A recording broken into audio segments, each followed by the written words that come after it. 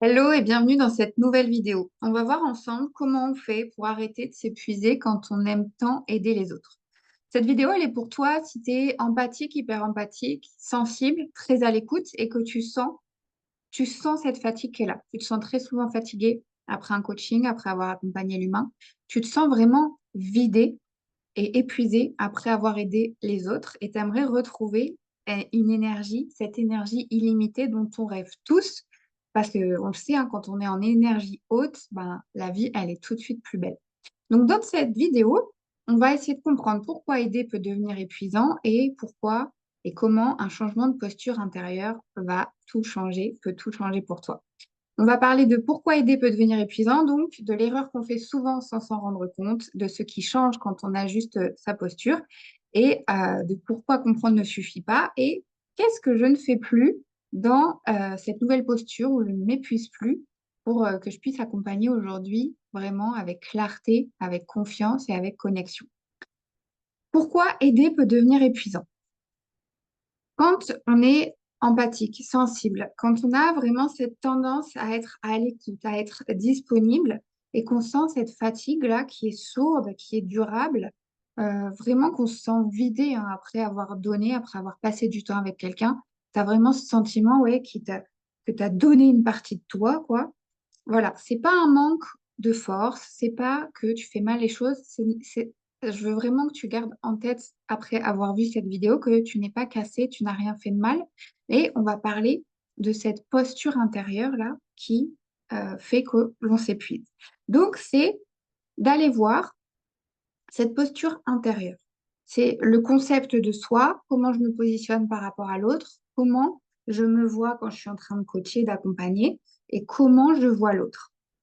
Et on va voir ensemble d'où vient cette confusion. Donc, je vais prendre appui sur mes expériences, mon expérience, pour te permettre en fait de faire des liens, de faire des ponts avec ton histoire, de servir de miroir à ce que toi tu peux vivre en ce moment. Et puis, on va voir ça ensemble. Donc, la confusion, je me suis rendu compte dans cette posture intérieure, c'est de confondre déjà, n'avoir pas nommé l'empathie, l'hyperempathie. C'est à l'intérieur de l'hypersensibilité, il y a l'hyperempathie. Bref, c'est seulement la capacité qu'on a à se mettre à la place de l'autre. Et donc, certains ont une empathie normale. C'est pas le mot, mais tu as compris. Voilà, sur un curseur, une échelle, de 0 à 100, eh ben, il y a 0, il y a 10, il y a 20 et il y a 100. Donc, si tu as vraiment une grande capacité d'empathie et que depuis toujours, tu as confondu, je ressens ce que l'autre ressent comme si c'était à moi et cette posture intérieure qui veut résoudre, qui veut faire à la place de l'autre, qui ne supporte pas la vulnérabilité d'autrui, tu as pu avoir tendance à confondre l'empathie, qui est seulement la capacité à se mettre à la place de l'autre, et cette posture intérieure de sauveur, qui est cette incapacité à faire face à la vulnérabilité, qui est de vouloir résoudre, de vouloir faire pour l'autre et de vouloir aller toujours plus loin. Donc, depuis cette posture intérieure, quand j'étais dans cette confusion moi-même, voilà, je me sentais fatiguée. Et donc, ce juge intérieur à l'intérieur va nous faire croire que c'est la fatigue le problème, que on n'en fait jamais assez. Euh, En fait, on va chercher et creuser dans la mauvaise direction. Tant qu'on croit que c'est nous le problème, on va creuser dans cette direction, alors que le problème vient de la confusion et de ne pas avoir assez de clarté sur cette posture intérieure. Comment je dois coacher? Qu'est-ce que la personne attend de moi? Quel est mon cadre de référence? Est-ce que j'arrive à poser des limites?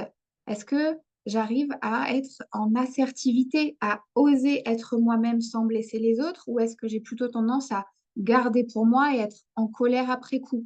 Est-ce que j'ai une bonne intelligence émotionnelle dans le sens, je sais quoi faire de mes émotions, que ce sont ma boussole, etc., etc. Donc là, je suis déjà à la résolution. Donc, avant ça, pour l'instant, on est en train de croire que c'est la fatigue le problème. Donc, on va continuer à lutter contre soi-même avec un dialogue intérieur très dur, un juge intérieur très critique. T'en fais jamais assez, tu devrais pouvoir faire plus. Tu es aussi en train de penser à tes clients, à tes clientes entre les séances, avant et pendant, mais surtout entre les séances, à ruminer. Et donc, ça entretient des mécanismes, des schémas de lutte. Faut se faire violence, faut se forcer, faudrait être moins sensible, faudrait moins ressentir, etc., etc. Ça nous pousse aussi ce mécanisme de survie, donc en lien avec cette posture intérieure de sauveur, qui est confondue encore avec l'empathie, c'est de vouloir éviter le conflit, de vouloir dire ce qu'on ressent.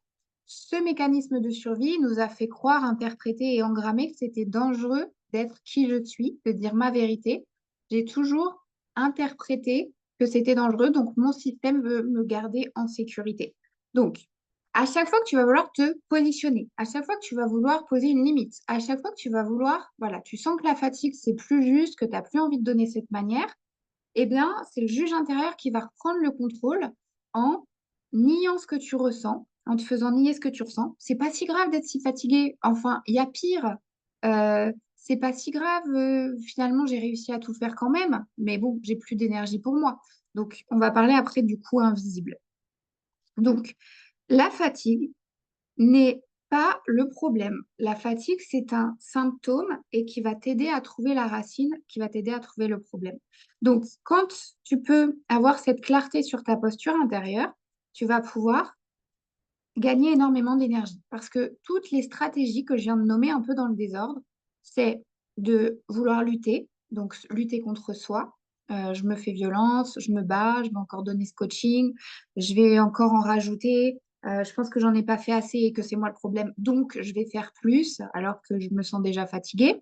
Donc lutter, euh, éviter, donc fuir, je vais éviter le conflit, je vais fuir cette conversation difficile, je vais pas dire ce que je pense parce que je ne sais pas comment ça va être reçu. Donc, hop, la fuite, soit le repli sur soi, soit l'évitement, vouloir contrôler, donc comme se battre en fait. Je vais me surimpliquer, je vais m'impliquer davantage.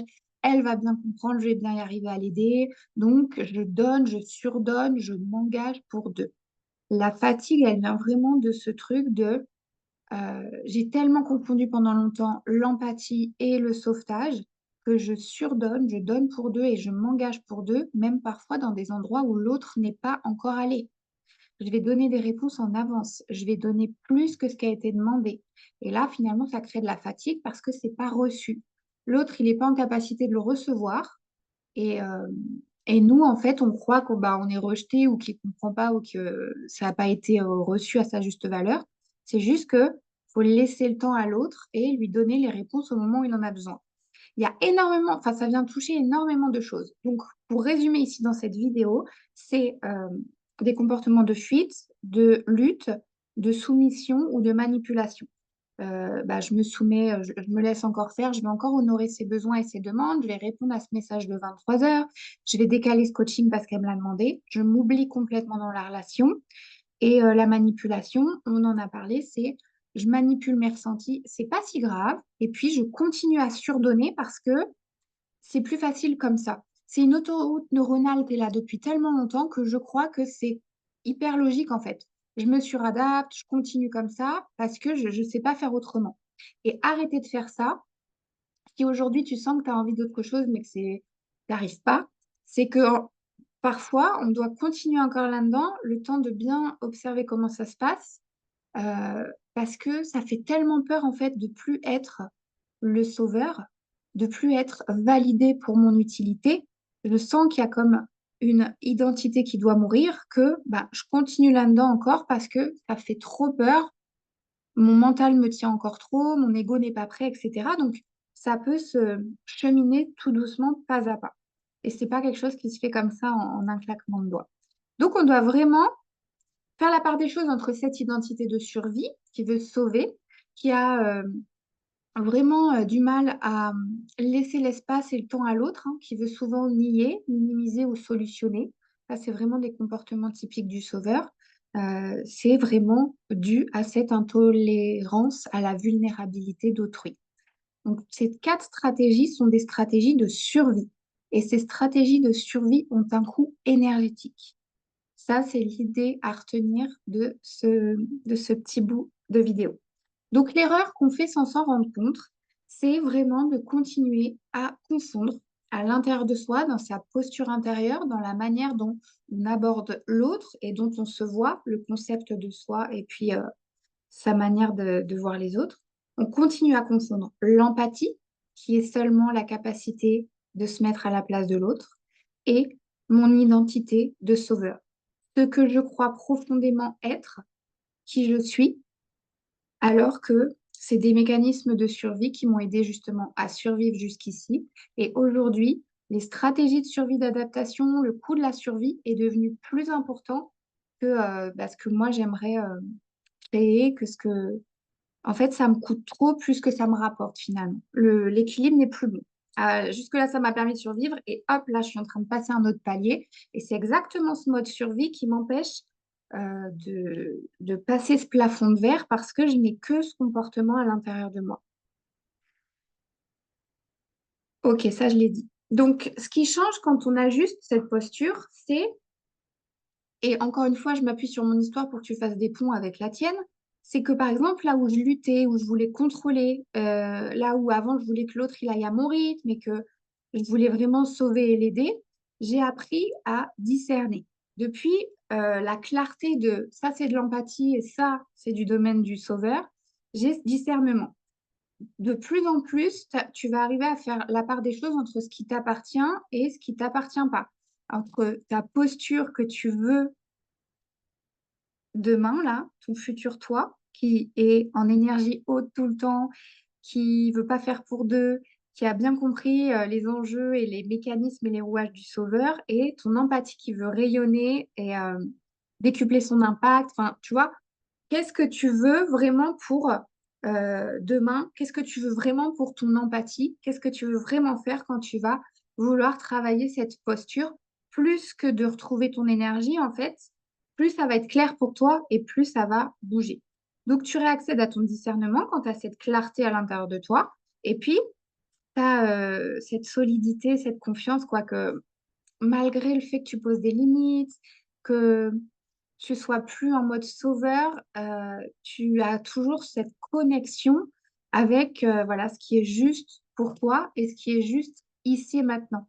Quand, par exemple, aujourd'hui, si je sens que j'attire un client qu'il va falloir porter émotionnellement, je vais pas me dire, oh là là, j'attire encore des clients qu'il faut porter. Je vais me dire, qu'est-ce qui est juste ici? Ça veut dire que est-ce que j'ai attiré cette partie, la victime, chez l'autre depuis parce que je me suis remis en mode sauveur?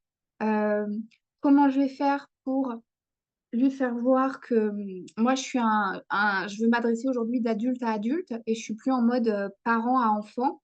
On est vraiment deux euh, êtres adultes, responsables, autonomes et conscients de nos choix et qui partageons en fait un espace où lui, il vient juste transformer quelque chose à mes côtés. En fait, je suis plus là pour le porter. Je me sens plus responsable des résultats. Je vais discerner vraiment tout un tas de choses. Ce qui m'emmène au détachement. Au plus je vais discerner ce qui m'appartient ou pas, au plus je vais pouvoir me détacher et notamment régler ce souci, cet aspect la douleur de l'autre, en fait, je la ressens toujours, je la vois, mais je vais plus plonger dedans, je vais pas acheter son histoire. Il n'a pas besoin que je retombe avec lui, il a besoin d'un espace et d'un cadre pour que lui, il me rejoigne, je rejoigne du côté de ma rive, en fait. C'est comme si j'avais traversé un pont, j'ai traversé tout ça, et donc toi, c'est ce que tu fais à travers tes programmes, tes offres, tes lancements, tout ce que tu proposes. Tu as traversé un pont, tu vois maintenant de l'autre côté, tu vois plus clair, il y a de l'eau, il y a des fruits, il y a du soleil, il y a l'abondance. Voilà, je parle de ça, je pense à voilà, sortir du paradigme du manque, de la peur, etc., de la survie. En fait, le mode survie, c'est la survie émotionnelle, la survie relationnelle, le mode binaire, là où on n'a pas de choix, on n'a pas accès à la clarté, la confiance, la connexion, le courage, la compassion, la curiosité, la créativité, les 8 C du self de Peter Levine. En fait, depuis là, de ce côté de ce pont, ton client, ta cliente, il n'a pas encore accès à ce que toi tu sais et à tout ce vers quoi tu veux l'emmener. Mais en fait, il n'a pas besoin que tu achètes son histoire et que tu retournes de ce côté du pont. Il a besoin que tu maintiennes la fréquence dans ton espace pour que lui, il commence à y croire de plus en plus et qu'il puisse rester connecté avec toi à cette version future de toi qu'il veut. Donc, je n'achète plus son histoire, je retombe pas, je comprends, je ressens. Je sais que mon empathie est une force parce que, effectivement, je peux tellement me mettre à sa place que peut-être je vais avoir les mots justes, je vais pouvoir nommer ce qu'il ressent et que lui, il n'a pas encore pu nommer. Je vais pouvoir l'accompagner avec une force.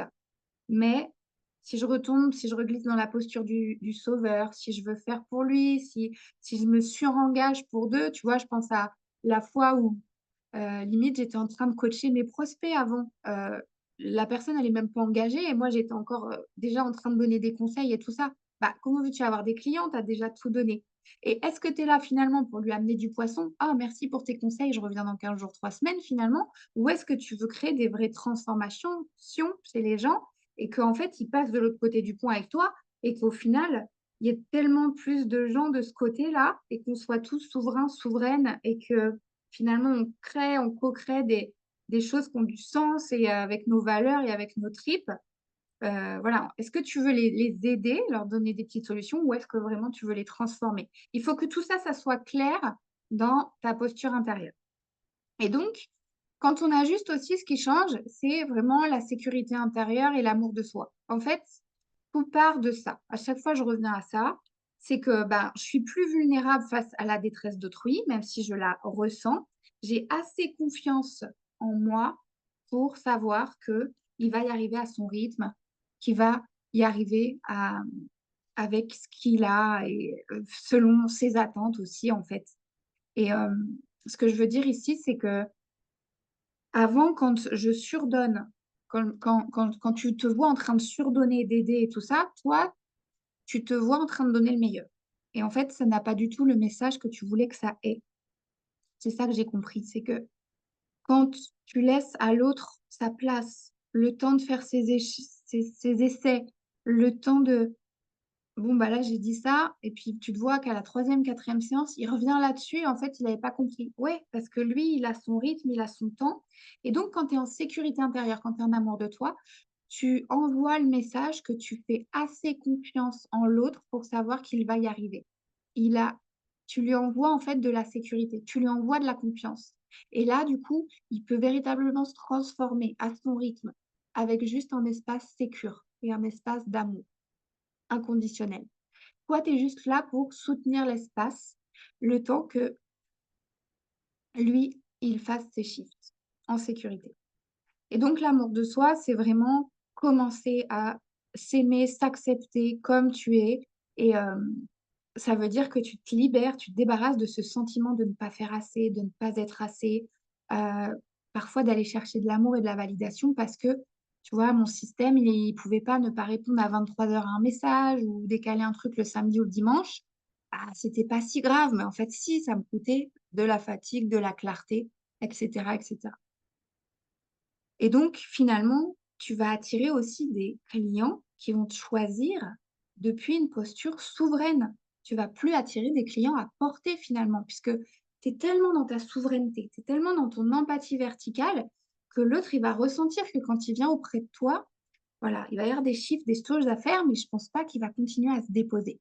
Je pense pas qu'il va ressentir que la porte est ouverte pour venir se déposer et pas avancer. On va sentir qu'auprès de toi, on va vraiment transformer les choses et il va arriver avec sa souveraineté et il va faire confiance au processus parce que toi, tu incarnes ce truc-là et que tu fais voir le chemin.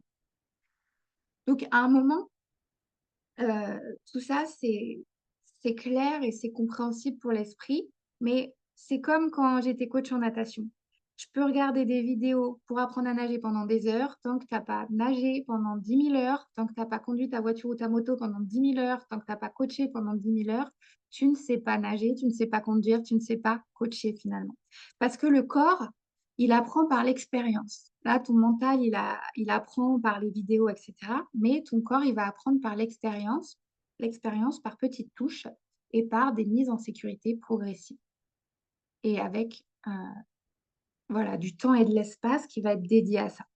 Donc, cette posture, elle va changer, elle va shifter quand il n'y a plus cette confusion entre l'empathie et le sauvetage, porté pour deux, surdonné, donc ne pas être capable à faire face à la vulnérabilité d'autrui, avoir du mal à poser ses limites, vouloir éviter les conflits. En fait, tous les petits signes comme ça qui font que c'est pas si grave, je passe après, et cetera. Ça envoie les mauvais messages, on l'a vu. Et donc ce que j'ai arrêté de faire, hein, vraiment quand cette posture, elle est devenue plus claire et que les choses se sont posées, c'est que finalement je ne force pas les gens, en fait. Tu fais ce que tu as à faire, en te détachant du résultat, en te détachant de ce qui va se passer, en fait. Tu donnes ce que tu as à donner et tu laisses faire la suite. Tu as tellement confiance dans le processus que tu lâches, sur le quand et le comment et comment ça va se passer. Et puis tu ne t'adresses plus à tout le monde. Je ne m'adresse plus à tout le monde. Avant, je voulais sauver la terre entière. Aujourd'hui, j'ai un message précis, j'ai une mission précise, j'ai quelque chose qui fait sens pour moi et c'est là où je me sens plus, en puissance, en fait. Parce que le la posture du sauveur, elle est venue d'un trauma, finalement. Le trauma, c'est de la peur plus de l'impuissance et ça, l'impuissance, c'est quelque chose, en fait, qui va manager pas mal de réactions, pas mal de choses que tu vas mettre en place malgré toi, et qui vont coûter de l'énergie parce que finalement ça va peut-être des fois t'éparpiller, peut-être des fois de te détourner des choses qui comptaient pour toi et cetera. Donc quand tu vas pouvoir t'adresser à une seule personne, un seul problème, créer ce que vraiment a du sens pour toi, tu vas te sentir plus puissante, plus puissant et te focaliser sur les choses que tu peux changer et laisser tout ce que tu ne peux pas changer, tous les gens qui ne veulent pas changer, tous les gens qui drainent de l'énergie et pour qui tu ne peux rien parce que c'est à eux de venir, dans leur libre arbitre, avec leur choix, avec leur souveraineté. C'est à eux de se dire à un moment: «J'ai envie de changer». Donc je ne porte plus les gens, je me vois juste en train de me dire: «Je transmets ce que je vois, ce que je vis et ce que je ressens et je ne me sens pas responsable des résultats de l'autre et de sauver tout le monde». Et c'est aussi ce qui est revenu en fait, c'est donc encore les 8 C du self de Peter Levine que je viens de te donner. C'est que la compassion est revenue en fait. Parfois, il y avait de la colère, parfois il y a des émotions comme ça où tu es bloqué parce que c'est encore le mode survie. Et quand vraiment la compassion pour ceux qui veulent pas bouger, ceux qui ont pas envie, ceux qui vont pas à ton rythme, ceux qui comprennent pas des fois ce que tu veux dire et tout, est revenu, et ben, tu plus peur de blesser, de dire ce que tu as à dire, parce que tu sais que c'est toujours dans l'intérêt de l'autre ce que tu es en train de faire. Donc, celui qui comprend, tant mieux, celui qui comprend pas, tant pis, et chacun avance à son rythme. Et tu as assez d'amour de toi, de sécurité à l'intérieur pour savoir que ton message va arriver aux bonnes personnes et que les mauvaises personnes vont passer leur chemin et c'est OK. Et donc, toujours, voilà, travailler et trouver cet équilibre entre soi et les autres et réajuster aux besoins pour toujours avoir cette posture qui soit claire, qui soit verticale, qui va inviter l'autre à se transformer pour véritablement changer le monde à ton échelle sans t'épuiser. Le nom de cette chaîne, hein, c'est vraiment à contribuer sans s'épuiser. Donc voilà, pour moi, arrêter de s'épuiser, tu l'auras compris, ça passe par un changement de posture intérieure. Et cette posture repose sur quelques principes qui sont très simples finalement et dont on parlera dans la prochaine vidéo. En attendant, si tu as des questions, on se retrouve en commentaire et moi je te dis, prends bien soin de toi.